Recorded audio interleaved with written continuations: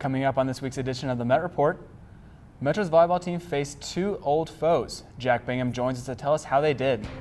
And we bring you an update on everything that's going on in the political world. And are students actually informed about the upcoming elections? All this and more coming up next on the Met Report.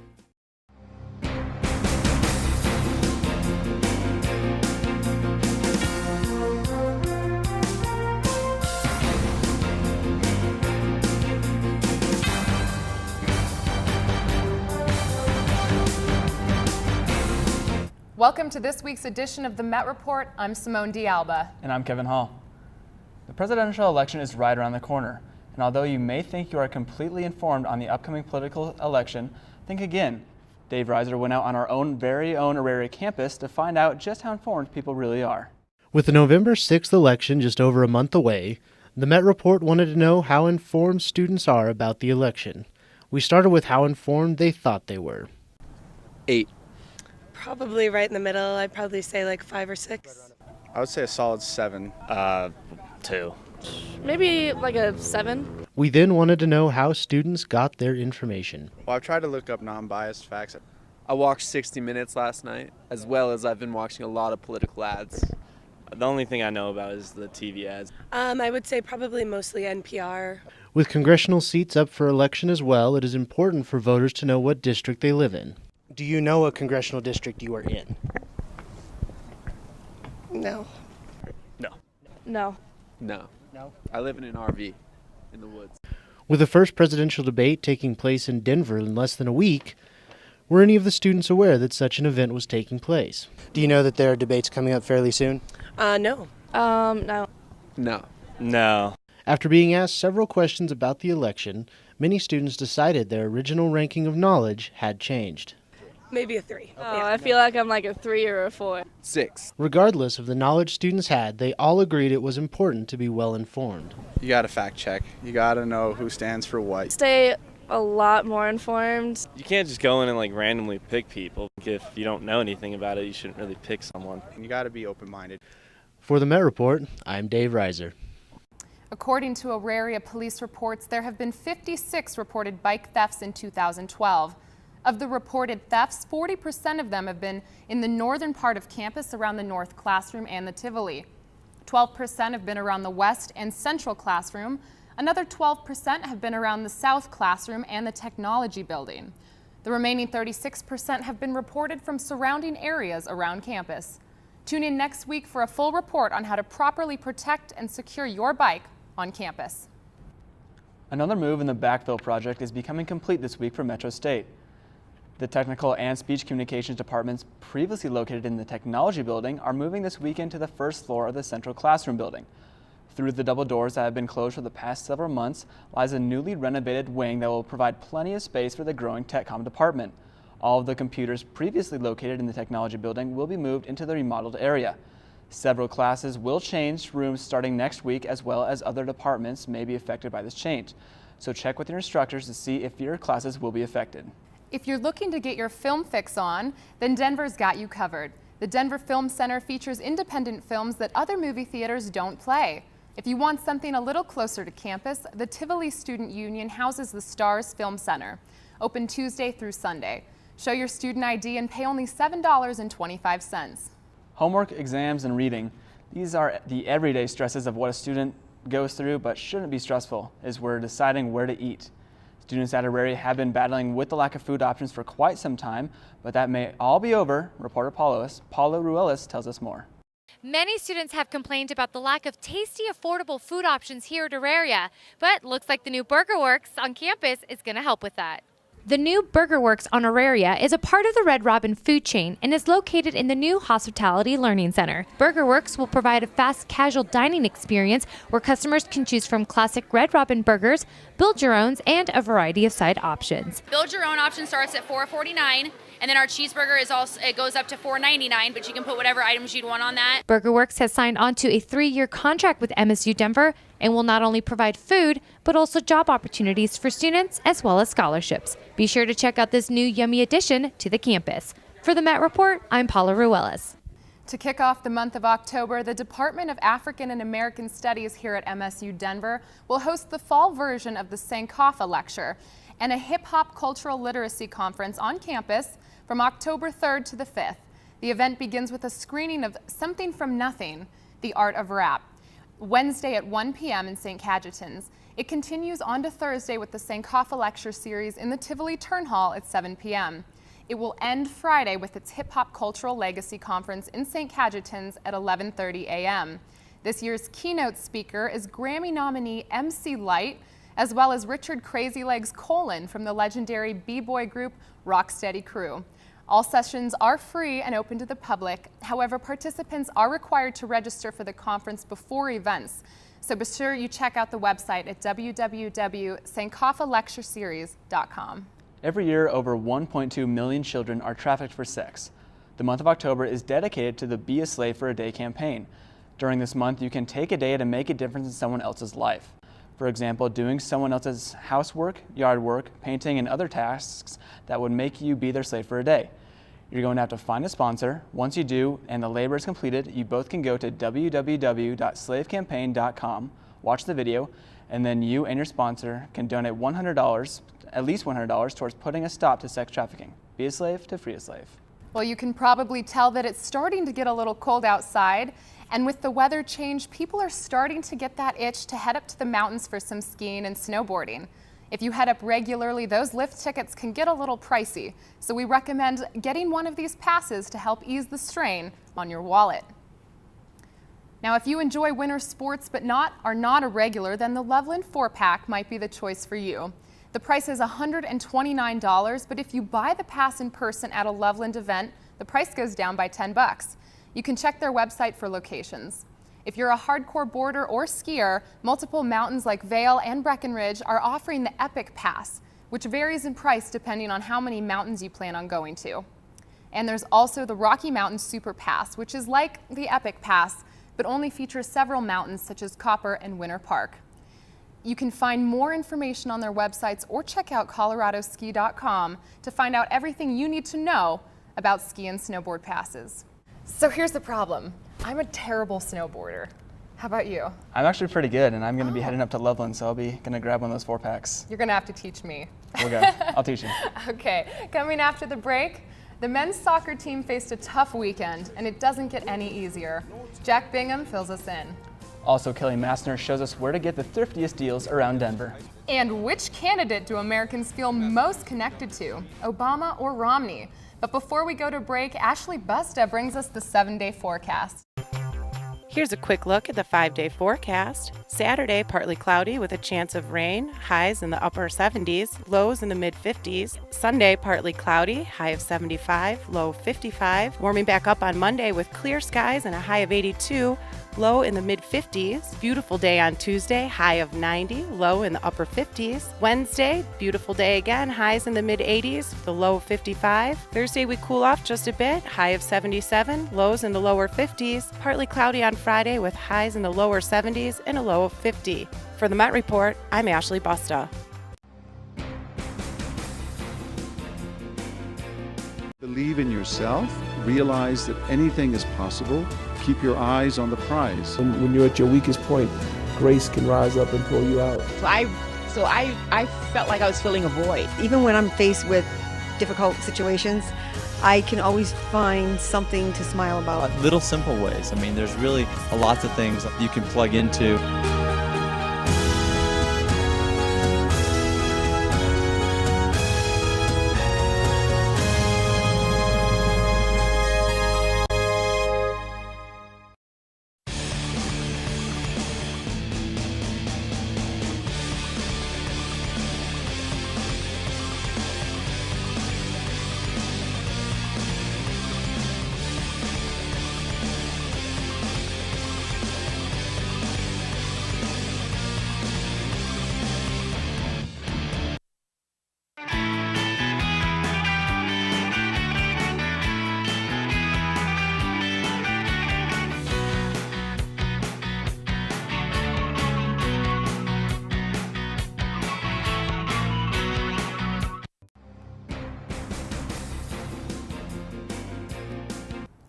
Welcome back. Compared to most other states, Colorado has a relatively even mix of Republican and Democratic voters. Because of this, it can become a battleground of sorts when it comes to campaigning. Mitt Romney came to Denver recently, and our very own Benjamin Smith tells us more. It's very clear we can't afford 4 more years like the last 4 years. That's why we're going to get change finally in Washington that the people of America deserve. The thick of the campaign season is almost here, and presidential candidates are fighting for every vote. This is the state to do it. I'm counting on Colorado. This could be the state that takes it over the edge. This is the state that could get us the electoral votes we need to win this. Mitt Romney came to Devlin High School on Sunday, his first visit to Colorado in almost a month.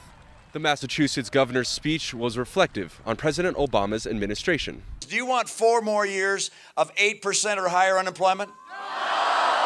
Do you want 4 more years with 23 million Americans struggling to find a good job? Romney also made big promises from fixing the economy to improving education. This is the nation that invented public education. We have to be the nation that lifts up the quality of our education. We know how to do it. Speaking of public education, high school freshman Carter Mateer gave us his thoughts on the speech. I thought he really hit some good points about how Obama he hasn't shown leadership. We, in this country, even in these tough times, even with the Middle East and the Arab world, we need a leader who will lead America to greatness. This promising political activist spent his summer making 10,000 phone calls with the hopes that Romney would visit his school.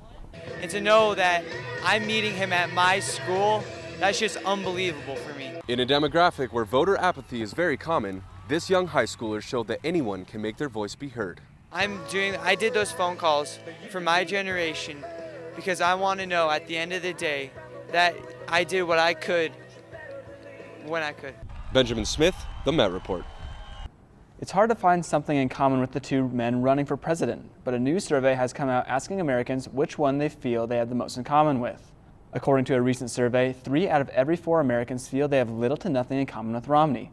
That may have something to do with these remarks dismissing almost half of the Americans as victims who are just dependent on government. There are 47% of the people who will vote for the president no matter what. All right, there are 47% who are with him, who are dependent upon government, who believe that they are victims, who believe that government has a responsibility to care for them, who believe that they're entitled to health care, to food, to housing, to you name it. After the tape was released in an election season that has produced massive amounts of spins, jabs, and twists, a recent poll finds that more Americans find that President Barack Obama's ads remain honest, giving his campaign a 12-point lead over his Republican opponent.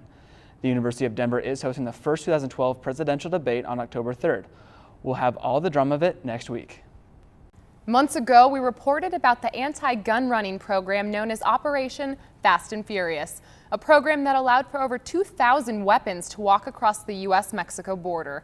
These weapons ended up in the arms of criminals and were found at many crime scenes on both sides of the border, including where Border Patrol agent Brian Terry was murdered. After 19 months of investigations, Inspector General Michael Horowitz released a report last week stating that the ATF and the U.S. Attorney's Office had the evidence needed to seize those weapons and make an arrest, but instead they did nothing. Since the report was released, Jason Weinstein, Deputy Assistant General for the Criminal Division, has resigned. In addition, Lanny Brewer, head of the Criminal Division, is facing disciplinary action, while 12 other officials are said to also face discipline. Inspector General Horowitz had this to say about the findings. We found reflected a significant lack of oversight and urgency by both ATF and the U.S. Attorney's Office, and a disregard by both for the safety of individuals in the United States and in Mexico. It remains to be seen what discipline those officials will face, but we'll be sure to keep you updated. One of the tightest races in Colorado this election year is for the position of District Attorney for the 18th Judicial District. The two candidates running for DA participated in a debate this past Wednesday. Asa Peta brings you the story. The 18th Judicial District of Colorado encompasses Arapahoe, Douglas, Elbert, and Lincoln counties. There are 2 candidates running for the highly important position of District Attorney this year, and the South Metro Denver Chamber of Commerce hosted a debate early Wednesday morning to help voters decide whom to cast their vote for. My name is George Brockler, and I am seeking the honor and the responsibility of being our next district attorney. Brockler has served as a deputy district attorney, military prosecutor, and most recently as the chief of military justice for Fort Carson. Brockler has prosecuted every type of criminal case from DUI to murder, including the felony cases from the Columbine tragedy. I am Ethan Feldman. I'm the Democratic nominee for the district attorney here in the 18th Judicial District. Feldman is a former chief deputy district attorney in the 18th Judicial District and served 20 years as a county court judge. Feldman also has 12 years as a trial lawyer in private practice and has been a leader in several judges' associations here in Colorado. The candidates responded to questions regarding many important issues, including the death penalty, juvenile cases, DUI convictions, and the impact of crime on local businesses. We want to make sure that businesses do not fail because of crime. And embezzlement can kill a business and kill jobs. DUI is maybe the single crime that none of us in this room can protect ourselves from if we go out in the street. Both candidates made very intelligent points and presented themselves as the best man for the position. It is now up to the voters to elect the next DA this November. Good luck to both candidates. For the Met Report, I'm Asa Peda. The University of Denver is getting ready to host the presidential debate next Wednesday, October 3rd, and unfortunately this will cause problems for anyone who is leaving or heading to campus. CDOT announced this week that a 6-mile stretch from Santa Fe to Hamden Avenue will be closed for the debate. The closure will happen starting during rush hour from 5 p.m. to 10 p.m., so alternate routes are advised if you're going through town, or you can continue on Santa Fe or possibly use I-225, I-70, and C-470. Another way to avoid the traffic is to use the RTD light rail. RTD says that all trains will run on a regular schedule and make all of the stops, even at the University of Denver. The site of the worst mass shooting in U.S. history could reopen as soon as the new year. The Century 16 movie theater in Aurora has been shut down since July 20th when a gunman opened fire during a midnight screening of The Dark Knight Rises, killing 12 people and leaving 58 wounded. In August, the city of Aurora launched an online survey asking what should be done about the theater. The majority of people who responded say they supported reopening the theater. Those results were passed along to Cinemark, the owner of the theater, with a letter from Aurora Mayor Steve Hogan. Hogan claims that he had consulted with the victims advocates, and community members about the decision. Hogan asked for special provisions including victim and survivor visitation, memorials, and a possible change to the exterior appearance of the building to be considered. Tim Warner, CEO of Cinemark, responded saying the company would work with the city to determine the best way to reopen the theater. Everyone dreams of having a big party for their birthday, but they probably don't hope that thousands of people show up. Many modern-day party invites are now sent out over social media sites, and a Dutch teenager did just that, inviting a few close friends using Facebook. She included details like her family's home address, but a key mistake was not changing the Facebook event to private, allowing anyone with an internet to see it. After 30,000 people had RSVP'd, the party was labeled Project X Harlan before being canceled to avoid chaos. As these photos obtained by thechive.com suggest, what started in good fun quickly turned into destruction. By nightfall, the streets of Harlan were filled with an estimated 5,000 people, looting stores, damaging street signs, and even starting fires. 34 people have been arrested, and police released videos in hopes of identifying more rioters. The Mars rover has been on the red planet for 7 weeks now and made some discoveries that are helping scientists understand more about the planet's history. The robot returned pictures of rocks that are made up of gravel and sand. Scientists on the mission team say the size and rounded shape of the pebbles in the rock indicate they had been transported in eroded water. Researchers believe that the rover has found a network of ancient streams. The sizes and shapes of the rock will give them a clue to the speed and distance of the ancient water flow. A California chef suspected of killing his wife, Dawn Veens, has pled guilty and went to trial this last Thursday. David Veens, former chef and owner of Time Cafe in Lomita, California, admitted to tying Dawn's hands and feet together and duct taping her mouth shut after a fight began over his suspicion of Dawn stealing money from his restaurant. The next morning, after finding her dead body on the floor, he decided to dispose of her remains by cooking her in a 55-gallon drum of boiling water for nearly 4 days.